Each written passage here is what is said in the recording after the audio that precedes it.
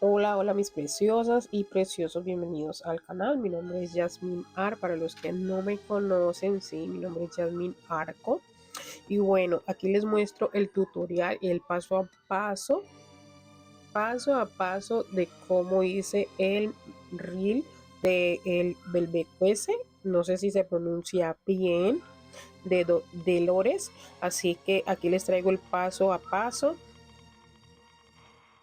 Y les cuento una anécdota. Yo estaba hablando en todo el video, hablé en todo el video y resulta que no tenía el micrófono encendido. Así que me vine a dar cuenta de que el micrófono estaba apagado en la última toma. Recuerdo que sí, yo le di a prender, pero al parecer no prendió. Pero bueno, no pasa nada.